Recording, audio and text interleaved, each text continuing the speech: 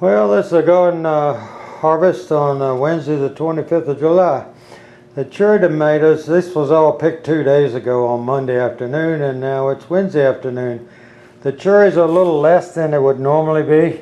I know that they are still setting, but not like they were. And I might have some people coming into the garden while we're gone. And that's, I don't know, about 10 tomatoes. Some of them not too bad a size.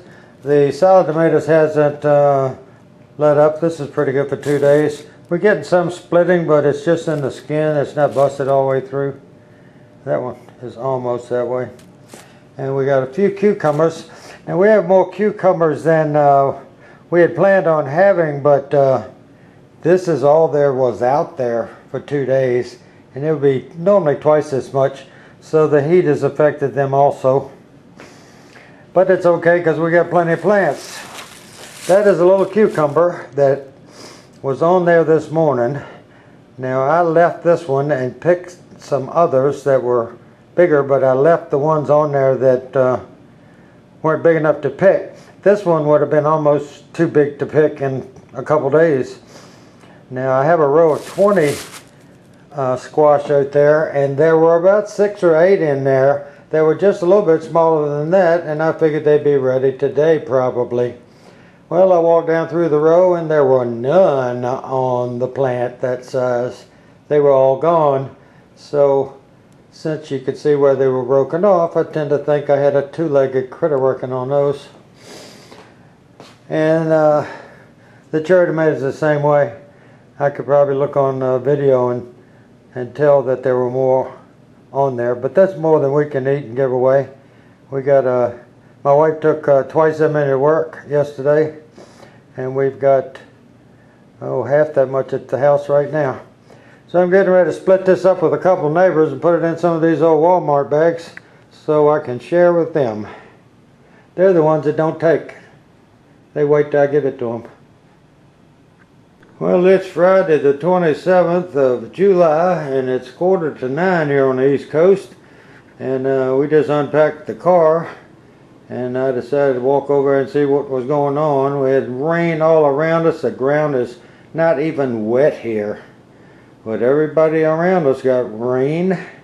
The rain gauge had maybe 10 drops out of an eyedropper in it. Anyway, Tuesday, these 4 cantaloupes were Monday, these 4 cantaloupes were green as grass. Wednesday, they had a little gold on them. So I saw them in their gold, and I just reached down with my finger, and they all popped off. See how clean it is when they pop off? So that popped off, and that one popped off. This one's got a little green tint to it, but it was no pressure at all for it to pop off. Plus, they smell like cantaloupes. If you had smell-o-vision, you could, you'd like it. Now this one here is the biggest one. Now that's not a bad cantaloupe. That's where it was sitting on the ground. But if you bring back up here, it's as long as from my end of my fingers to my wrist, and it's pretty heavy. And the other one that we cut more than half of it off just to get to the good part. Once it was in the refrigerator, it didn't taste as watery. It tasted pretty good. Now these smell like cantaloupes. That's another thing you can do. You can get down and smell them. When they get this yellow, they will smell like cantaloupes. But every one of these stems just popped right off with the slightest little pressure. I barely touched them and they just fell off. And that one has a little green to it, but I bet you money it's gold inside. Anyway, I'll show them to you tomorrow when we cut them in half. Thanks for watching. Well, I'm standing here under this fig tree. I just finished picking these tomatoes, and I am soaking wet. My shirt is absolutely, you could wring water out of it. Pretty humid for no rain. There's some cherry tomatoes, salad tomatoes. Remember, we picked Wednesday. This is the 28th of July on a Saturday. So Wednesday afternoon I'd already picked these. And these are a few of the better boys. And the cucumbers are not as plentiful because they're not setting fruit either, even though I've got, good Lord, 40 feet of them or more on fences. And these were the bigger ones. Now for a better boy, that's a pretty big size tomato. I mean, look at my hand. Better boys don't get that big. Little cat facing on the top. Considering how dry it is, it's not horrible. Now this one will ripen up in a few days. We've got company down today, the last of our get-togethers for the summer. My wife has people that work with her.